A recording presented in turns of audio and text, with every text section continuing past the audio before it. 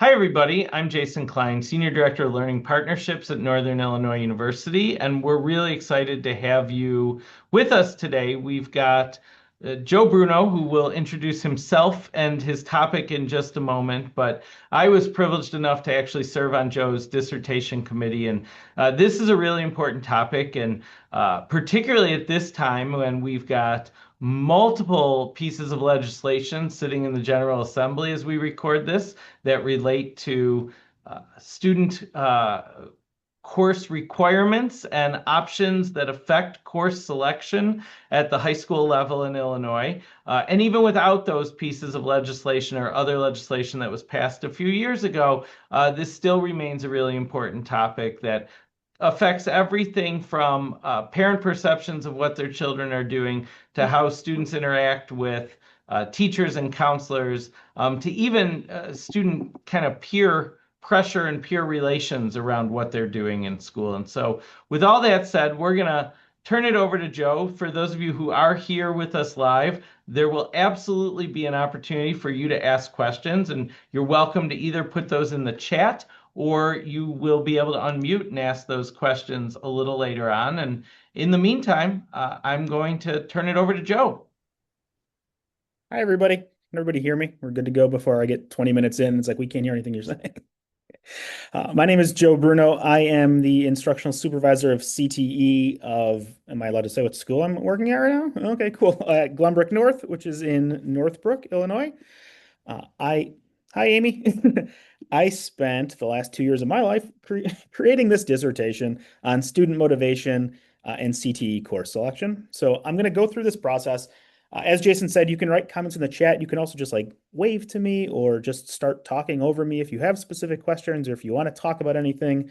If you have questions about the dissertation, there are some points throughout because this was a professional development that I've done in the past where there's discussion questions. We'll see where we're at. I understand that it is 1 o'clock on a Friday, and I don't know if people really want to get into that, but if you do, we can. So, but you can ask questions at any time. So here goes. Maybe. Nah. So I'm going to give a little bit of background, hopefully a few minutes only, of just kind of where I was coming from in terms of the dissertation. And then you kind of need that information in order for all of the research to really make sense. So my problem of practice is I felt that there was a lack of research on the rationale behind why high school students are choosing the CTE courses that they're picking. I think this is detrimental, obviously, to students, but also to counselors, to teachers, to the local community. So I wanted to do further research on why. Why are they taking the classes that they take? With that, we'll be talking about how self-efficacy, students' expected outcomes, their own personal goals, and how social influences also play a role or factor into why they're selecting the courses that they are. Why? I've been a CTE teacher for over 10 years. I recognize the importance and the benefits of this department specifically on our students' lives. I feel there's not enough coordinated thought into why is a student taking a course rather than just saying, hey, we've got to take one. What do they really want? What do they really care about? How are we properly preparing them for a career in college in the future? So my three research questions are pretty similar, but on unique topics. So how does student self-efficacy factor into CTE course selection? How do social factors influence CTE course selection? And how do students' expected outcomes and personal goals influence CTE course selection? Quick background, I'm assuming if you're here, you probably know what CTE is, but it's providing learners with the skills, knowledge, and confidence they need to thrive in college and career. All students benefit from CTE education, teaches real-world skills, selected career focus. Important to be able to differentiate between CTE participants and CTE concentrators, as when we get into who I took part in the focus groups with, I utilized concentrators. So a CTE participant is a student that has taken at least one CTE course. A concentrator is a student who's taken two or more courses in the same career-related program. So if somebody had taken an intro to business class and then an intro to culinary class, they would not count as a concentrator because those are different career-related programs. They would still be participants. So the students that took part in my focus groups were solely concentrators, and I'll talk about that more. So it may have been a bit since you've talked about educational psych, but I do need to cover social cognitive theory to talk about my theoretical framework. So I'll be quick here, though. Albert Bandura's work in the late 70s, talking about how we learn from our social environments. This influences our actions, it influences our motivation, which is exactly what we're talking about in terms of students selecting courses. This all impacts self-efficacy, which I'm going to be talking about a ton. Self-efficacy is a person's belief in their ability to perform actions that lead to specific outcomes. So it's not even whether or not you're actually capable of performing an action, it's whether or not you believe you're capable. I believe I'm self-efficacious in giving this presentation right now. I might be doing terribly. You might say, no, you are not good at this, but I feel I am. I am highly self-efficacious in this. So good differentiator there. There are four main sources of efficacy expectations. We're going to focus, or I'm going to focus on the idea of performance accomplishments or mastery experiences. So students actually taking part in an activity and then recognizing, oh yeah, I can do this, and building that self-efficacy. There's also vicarious experiences, verbal persuasion, physiological and emotional states, and those will all come up a little bit, but mastery experience is what we're going to hit on a lot. So from there, Lent, Brown, and Hackett in the 90s created the framework of social cognitive career theory, playing off of Bandura's work. And this focuses more on interest in potential academic disciplines, careers, how students, well, how people make choices in things that are interesting to them, how they succeed in those things. And it focuses on three primary social cognitive functions, and those are self-efficacy beliefs, outcome expectations or expected outcomes, and goal representations or personal goals. So why are we choosing to do certain things? Are we doing it because we have an expected outcome in mind? I think that I want to attain this career. Is it I'm just trying to set a goal for myself and I want to intrinsically achieve that thing?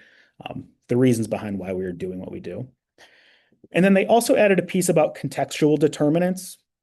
So, kind of that external piece of you might be self-efficacious, you might believe that you're capable of doing something, but that doesn't necessarily mean that you can do it because there are other supports and barriers that come into play. So, maybe you have a family member who is already an accountant and they give you practice in doing that thing. That acts as a support. Maybe you want to go to college to become a nurse, but you just don't have the money to do it. You're capable, you're self-efficacious, you just that acts as a barrier too. So those things will come up. My research design, I conducted focus groups. I had 5 focus groups, so 24 students total. Focus groups are more social in nature than just conducting one-on-one interviews. For a prior project before my dissertation, I did one-on-one interviews with a couple of students, and I don't think they really wanted to talk to me. Whereas in the focus groups, they were super vocal and willing to share with one another because they're talking to other high school students, although I don't think anybody wants to talk to me.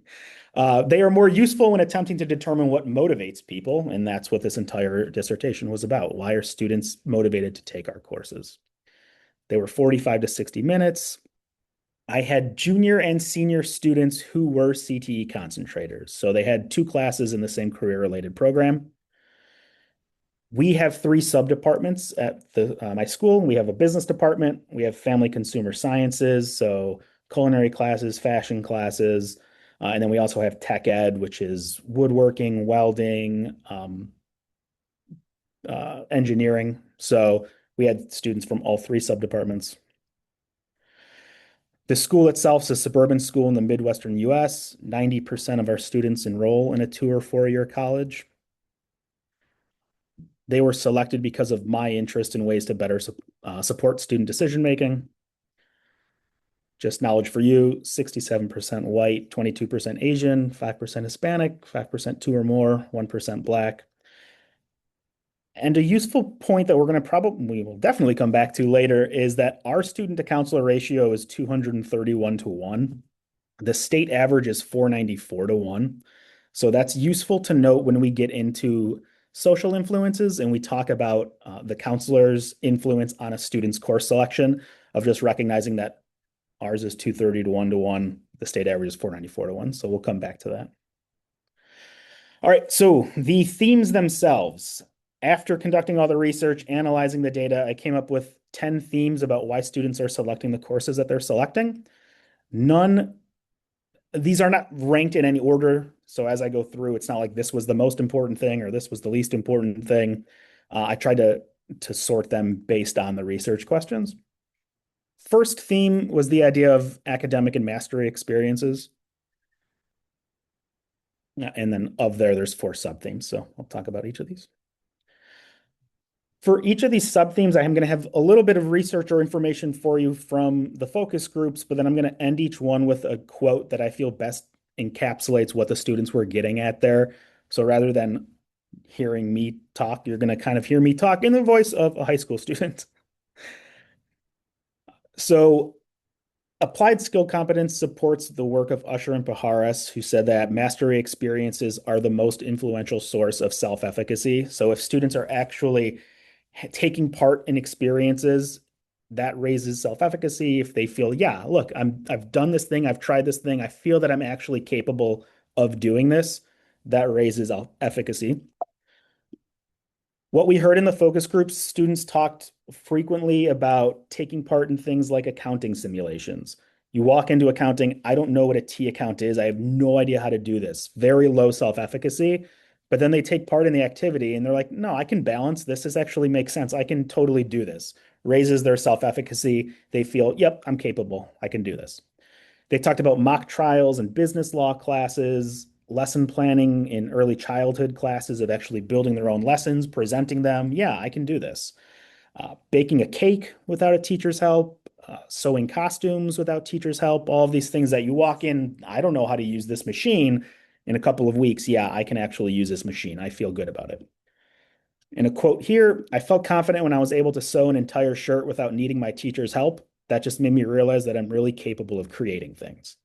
And to have a high school student voice this idea that, like, yeah, I'm capable of doing this, I think is pretty powerful. So applied skill competence came up a lot.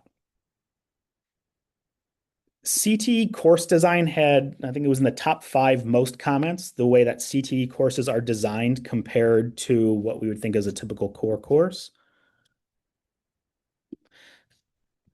Sorry, I was checking the chat. Thanks, Amy. I loved hearing it too. So CTE courses are more hands-on, there's more project-based learning, and it led to higher engagement and higher self-efficacy. Students were more active in class. They liked to learn to collaborate in groups. They loved experiencing what professional work is really like. And one of the quotes with CTE classes, it's really nice to have a really hands-on, you're doing activities constantly class because it keeps you interested in experiencing new things in the class and it makes it more exciting. So just the way that our courses are designed are keeping them engaged, building that self-efficacy of being interested in material. Early success and persistence came up. Students who had early success and were persistent were more likely to continue taking further courses in a pathway. At our school, we do offer stacked coursework. So we do have, for example, a student taking a fashion design 1 class would be working alongside students that are taking fashion design 2 and 3.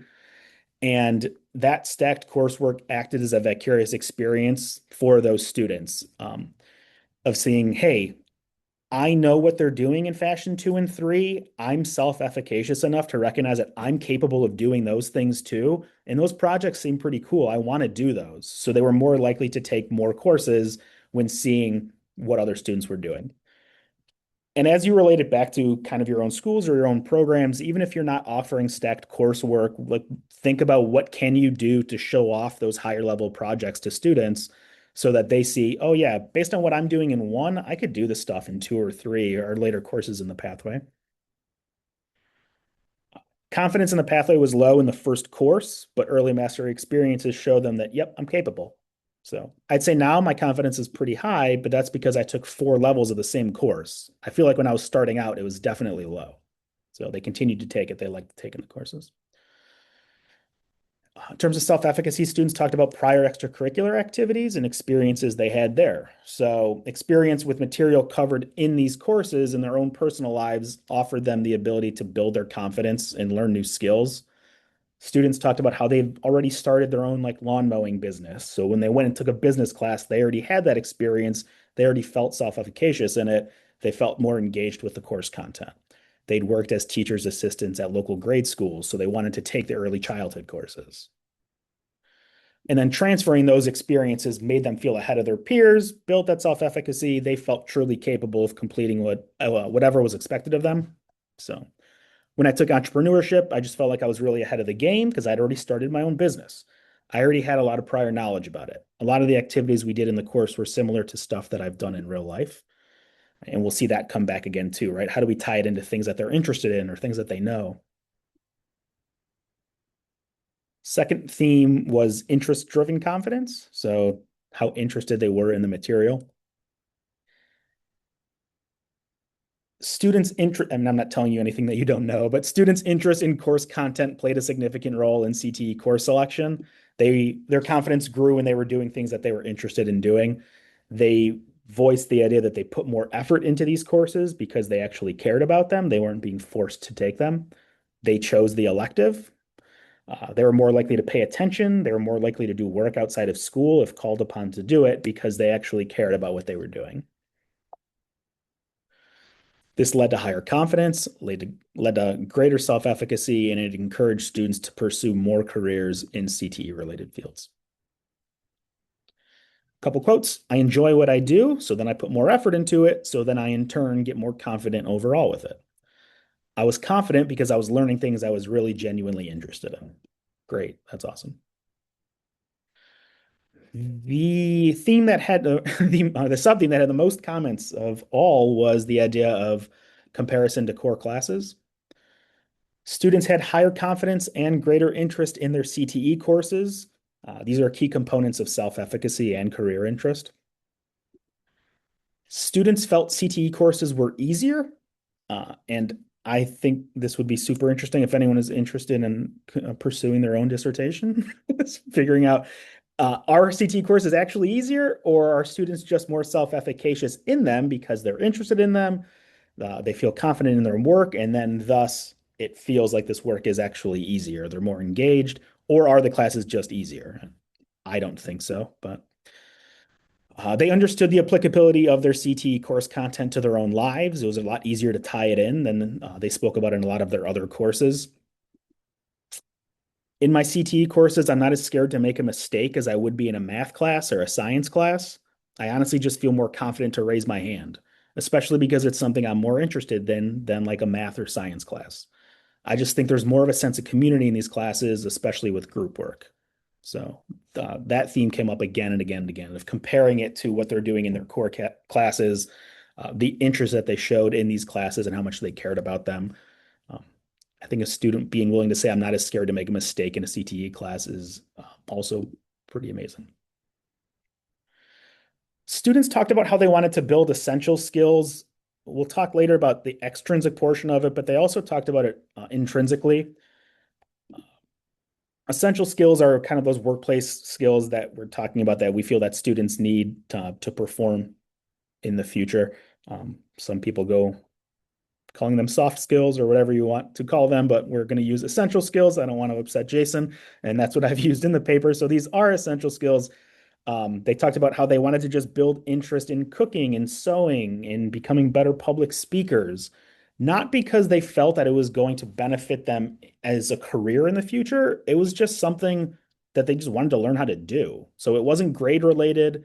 It wasn't even career related. It's just like, I want to learn how to sew. That is a useful skill that I think I'm going to maybe use for myself in the future. I just want to know how to do that. I'm trying to push myself to explore areas that I'm not confident in. The biggest factor that pushed me to do CTE courses is my interest in building skills that the course provides. I'll offer these up if anyone wants to talk and not hear me talk for a couple of minutes, but again, I'm not expecting it. But as we cover all of that content related to the first research question, how does self-efficacy play a role? Where in your curriculum do students get early, low stakes opportunities for success that motivate persistence? So how are we tying that into our curriculum? How do current course structures and schedules actually allow for repeated mastery experiences? So I don't know if anybody wants to talk or if you want to just jot those down and kind of think about them yourselves just for your own programs, but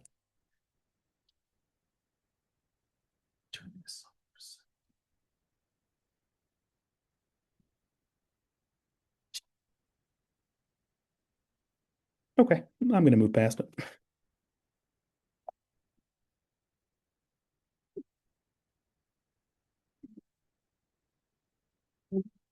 Next research question was focused on the idea of social influence. When I conducted my focus groups, before the focus group actually started, I gave a sheet of paper to each student and I asked them to rank these five things in terms of most influential to least influential social influence when determining what CTE courses you enroll in. And then later in the focus groups, about 75% of the way in, the group came together and we did this ranking activity again.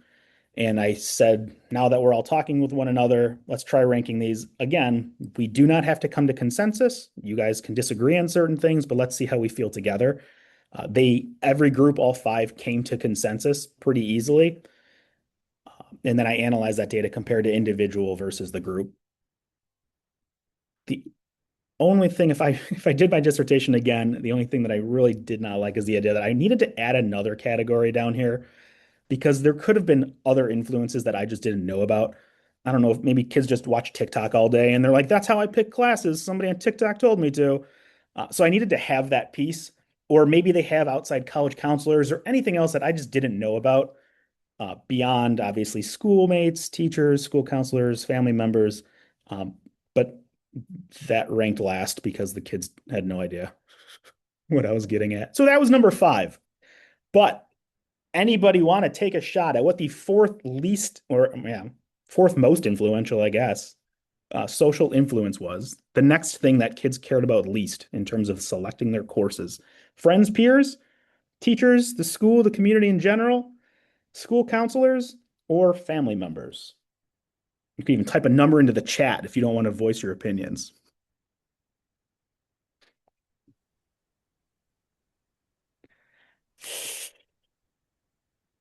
Oh, there we actually got some numbers.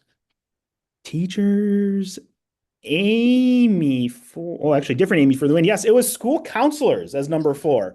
And we will talk about that in depth in a little bit, but counselors came in number four. Kids did not care about their opinions at all. Number three, I will tell you, and then maybe I'll let you vote for the final two. Three was teachers, school, the community. Two and one. Anyone want to guess at what the most important social influence was? Most important. Schoolmates. Schoolmates. Thanks, Don. Schoolmates. Schoolmates was number two, actually. Yeah.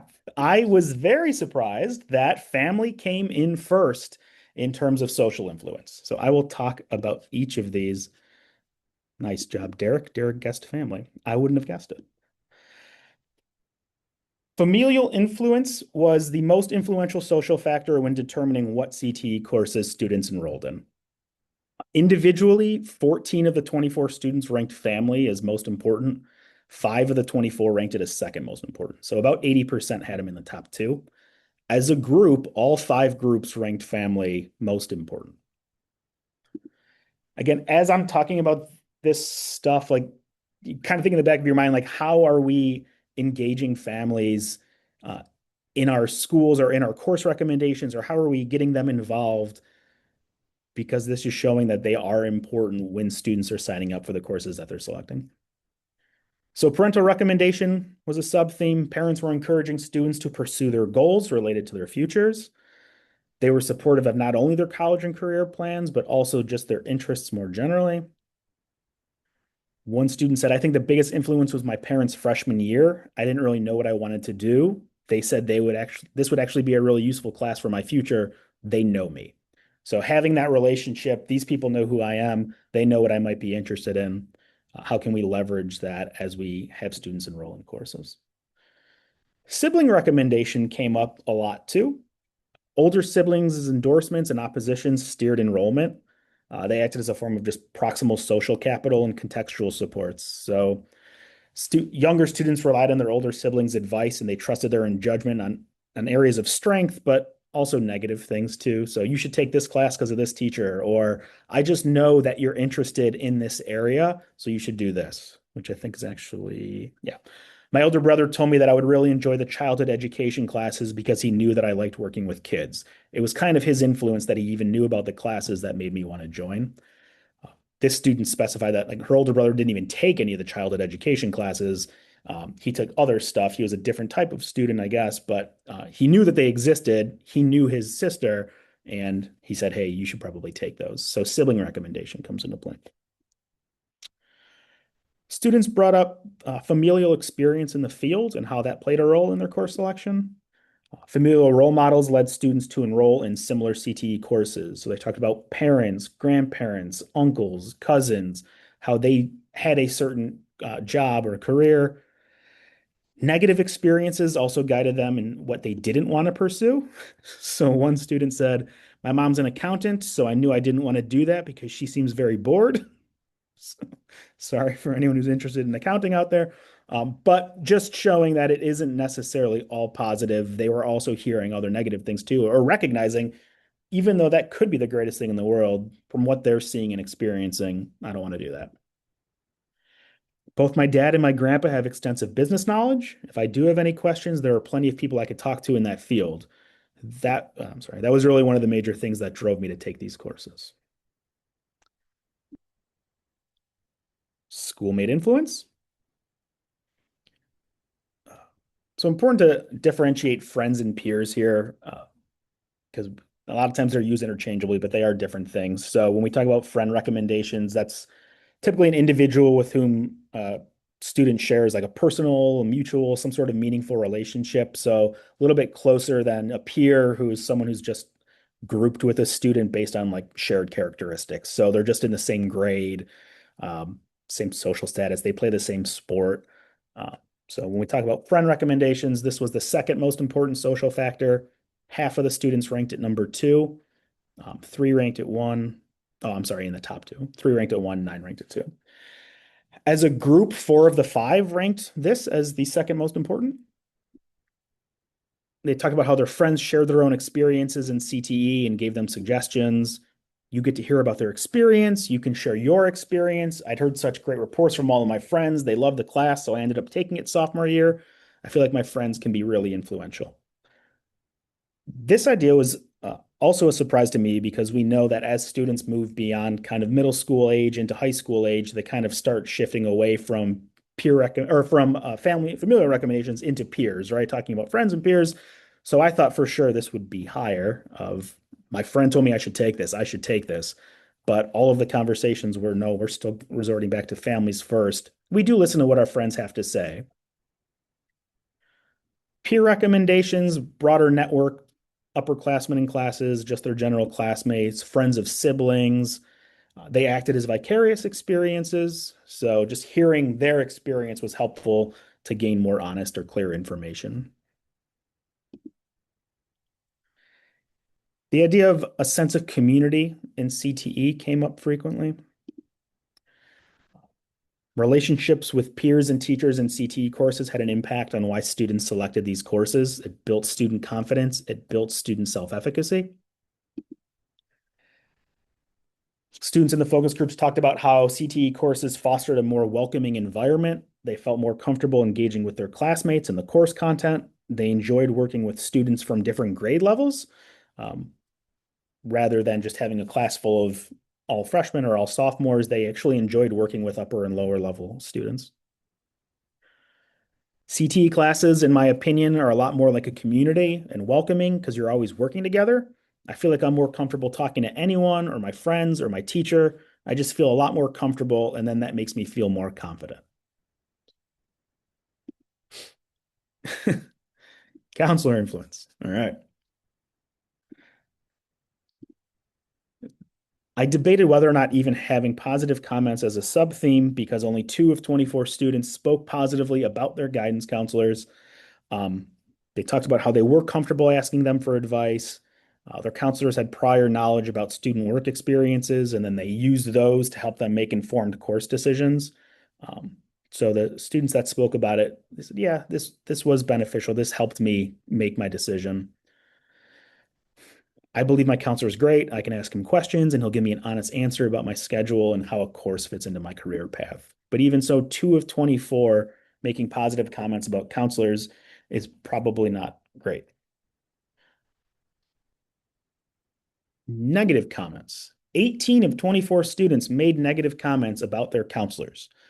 14 of the 24 ranked them either 4 or 5 in rank of influence on the courses that they chose. They talked a lot about how there was only minimal logistics only guidance. They had no real relationship with the student. Students didn't believe that their counselors acted in their best interest. They felt that counselors prioritized college prep over CTE course selection. They talked a lot about CTE just checking a box, just saying, I know that I have to take one of these to graduate. So once you take that one, we don't talk about it anymore. I should have prefaced it that like the counselors at our school are wonderful, and the students even recognize that fact. They're like, it's not them, they're just super busy. They're just doing so much all of the time. Uh, so it's not even a matter of that. But if we go back to the information from the beginning, we have like what was it, 243? I could go back a couple of slides compared to the state average. We're in a much better spot and we can't even pull it off. So how can other schools that have 400, 500 kids to one really take the time to build relationships with students? But they are verbalizing here that they don't have relationships, and I feel that's a part of their job. That's why that's what they do. They enroll them in courses and what kids are interested in, what kids want to do in the future. So what systemically has to change in order for students to be enrolled in courses that they are saying that they want to take? Counselors were not necessarily contextual barriers. These were CTE concentrators. They were still taking CTE courses. Rather, they just had no influence. They just didn't listen to what they had to say if they talked to them at all. As long as you complete one CTE course, you're set. They don't really encourage you to take any more or explore any more areas. My counselor doesn't even know my name. I'm not going to trust them with what classes I should take if they don't know my name. Teacher influence was a little bit more positive. They talked about the idea of the importance of relationships, which again, I'm probably not telling you anything new. Relationship building is very important in schools. They ranked 3 out of 5 in terms of students hearing from teachers and then selecting courses. They played a direct role in self-confidence, self-efficacy. They felt more supported. They would then take advice from those teachers of other courses that they should possibly take.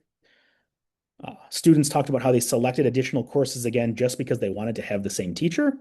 So the quote might be later, but a few mentioned like I wasn't even that interested in the class, but like I just wanted to be with that teacher.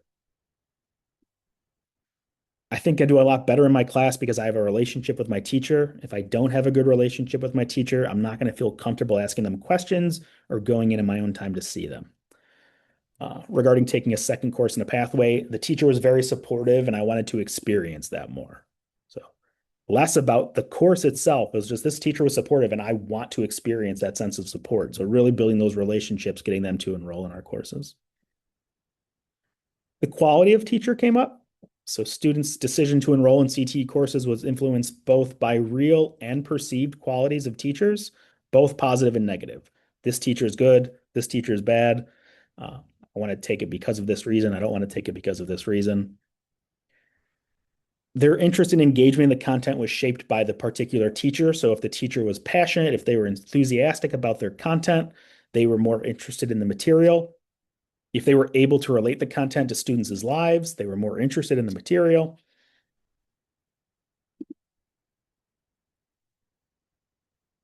I think somebody else could also do a dissertation about this idea. I think a lot of CTE teachers are second career teachers.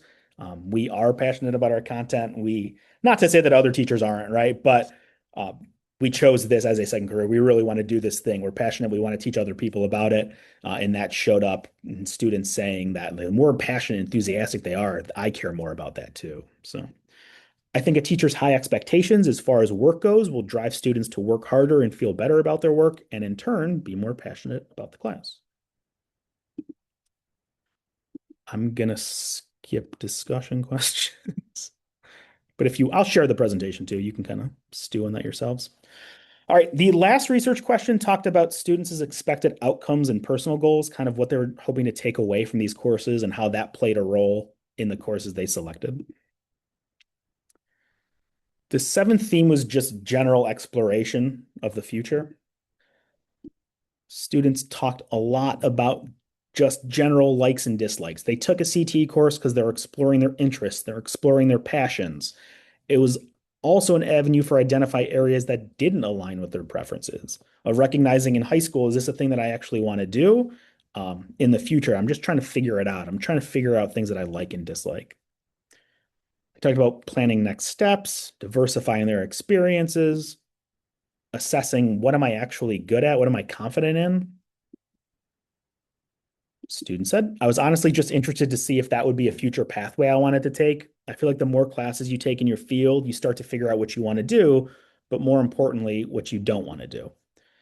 I think high school, that is a great time to figure that out. That is why we're here, I believe. Like, what is it that, let's try a couple of different things, figure out what we're engaged in, what we're interested in, what we might be passionate about doing in the future. Students mentioned CTE courses acting as a base or a foundation for the future. So they learn things that would be beneficial to their future selves, coming back to those essential employability skills, their interests for what they want to do potentially in college, just taking part in occupationally relevant work experiences, building onto what they think they might be doing in the future, acting as a stepping stone. Originally, I took the courses out of curiosity, but now I'm signing up for more experiences and more courses based on wanting to improve my skills and gain more experience for college and for my future career. So just trying it, figuring out now it's a base or a foundation for what I want to do in the future.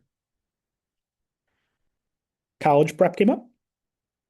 13 of 24 students spoke about purposely enrolling in CTE courses because of the expected benefits they would derive from the courses related to their college apps. They believed that taking CTE courses aligned with their intended major would be viewed favorably by college admissions counselors. I wish every student felt that way. That would be a dream to me. They felt it would improve their odds of acceptance instead of taking 400 AP classes. If I were to be a freshman again, I would only take business-related classes, and I would show colleges that I'm really dedicated to this topic instead of taking a variety of different classes. Dual credit came up. So 8 of the 24 students cited the opportunity to earn college credit as a reason they enrolled in CTE courses. This was an expected outcome that factored into their course selection. I am taking this course because I'm expecting that I'm going to gain something from it, whether it's college credit or it's going to be beneficial to me in the career that I want to go into. This wasn't a primary motivation, but it did contribute. They recognized it would strengthen their college apps. Earning college credit bypasses that intro course sometimes, so they were at least cognizant of it. There was a question about the main goal in taking CTE classes. A student said, originally it was probably just the dual credit for me. I would see it as a benefit for college, like if I needed to take that class and maybe I already have that credit, that's awesome. A lot of the conversations, a lot of the head nodding that took place was like, yeah, the dual credit was helpful. That wasn't maybe the primary reason that I took it, but it didn't hurt. Yeah, 2 themes left here. Obviously, we were going to talk about career prep. This is CTE. Students talked about career alignment. They enrolled in courses that match their intended career. I know I want to go into business. I know I want to go into education, into design, into engineering. Taking multiple courses in a pathway helped them to confirm their interest in that career, and it allowed them to gain additional experience. I've known I've wanted to be a teacher since 2nd grade, so these classes just confirmed that that's what I want to do. These classes influenced me and made me realize this is something I'm good at, something I really enjoy doing, and I want to continue that after high school. So having the experiences, yep, this is what I want to do in the future. And then we talked about course utility and essential skills intrinsically of like, I just want to learn to bake a cake. But students also talked very frequently about the idea of extrinsically, I'm gaining something from this. So 15 of the 24 talked about how taking CTE courses helped them to develop essential workplace skills that they felt were going to be valuable for their futures. Transferable, workplace ready, such as collaboration, learning to be better leaders, to get better at public speaking for the thing that they want to do in the future, to learn to problem solve, all things that they spoke about in the focus groups. These classes help you learn to communicate with other people that might be different from you. They teach you how to work with others. A big thing I really wanted to work on with these classes was teamwork and problem solving. So I'm taking them because I want to get better at this thing. And then the last theme is the idea of affective states, or CTE, acting as a form of stress relief throughout the school day. Half of the students emphasized the effective advantages of taking a CTE course. So they were thinking about when they were signing up for courses, I want to take a CTE course because of the stress relief that it provides from my more academically rigorous courses. It acted as sustained motivation. It acted to sustain motivation and engagement. They had less joy in CTE classes. They were less anxious about CTE classes. They had the awareness of how enrolling in this course would lead to less overall stress throughout the school day.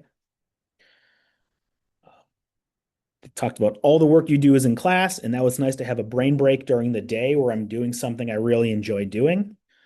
The word brain break came up a couple of times throughout the focus groups of I'm just going to take a break from all these more rigorous courses and just do something that I actually want to do. I feel the CTE classes are a good break in the day because they are classes where you do learn valuable things, but they're not as rigorous as our other classes. As a CTE educator, it might be hard to hear that and to reckon like no, like our classes are as rigorous as these other courses, and you might want to kind of back away from that because I feel that our courses are just as valuable. But half of the students brought up specifically they're enrolling in these classes because it's not as anxiety inducing as hearing a math teacher talk to me for 90 minutes or whatever it is. I won't talk about those either.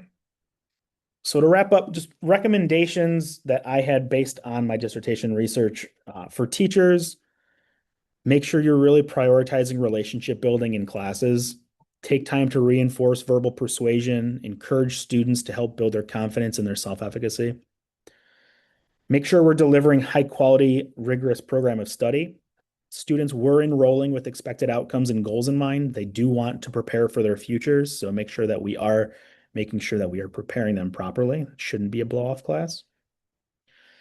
Incorporate mastery experiences early and incorporate them often. So as soon as we can start building experiences for them in the classroom to recognize, yeah, I am totally capable of doing this thing, do it. Do it frequently.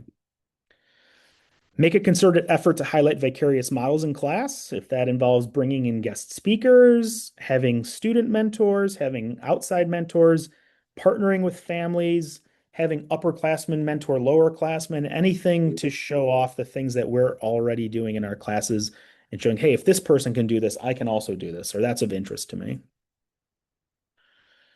Create a classroom environment where mistakes are a part of learning. That helps to reduce stress. It encourages persistence. We want our classes to be immersive. We want them to be fun, but we don't want to compromise that rigor. And then from an administrator or leader's perspective, counselors need additional training on the benefits of CTE coursework and its impact on self-efficacy and career and college plans. This enhances their ability to steer students towards courses that are in their best interest, which I think is what school in general is all about. We need to reduce the structural barriers to CTE course enrollment. Students are saying they want to take these classes, but scheduling constraints are preventing them from enrolling in additional courses that they want to take. So how can we go about reducing those barriers so they can take them? And then work with various stakeholders to better promote CTE coursework. If that's talking with middle school counterparts to really spark that interest earlier, so then they have those experiences and then they get excited about doing it in high school and college or career and beyond. Any sort of family engagement initiatives, taking part in weekend workshops, having information sessions, getting the courses out to the families because they are clearly a social influence on what students are selecting, what courses students are selecting. And then engaging community organizations. This helps to expand mastery experiences if we're talking about like internship courses or just going to a local Rotary and seeing what's going on, but building those connections to get students engaged in the content. And that was a lot of talking. Thank you all for sticking through it. If you have questions, feel free. So, first of all, thank you, Joe. Obviously, one of the things that's really important for all of us is that there are these takeaways for teachers, for administrators, thinking about the counseling piece, thinking about what we're doing with families, right? There's a lot to unpack here from this one study, and a lot to consider and reflect upon. So, Joe, we thank you for undertaking this work. And as you said, there, for those that are interested in pursuing their own additional research, there's some real opportunities here to use this as a jumping off point in a few different directions, excuse me, for additional research. If you do have any questions, please feel free to jump in with those. We'd be happy to answer those. And either way, we're thrilled to have you here. Or if anyone wants to try the focus groups at their school, I can share that information with you and we can, I mean, the more data, the better, but it was a super interesting experience.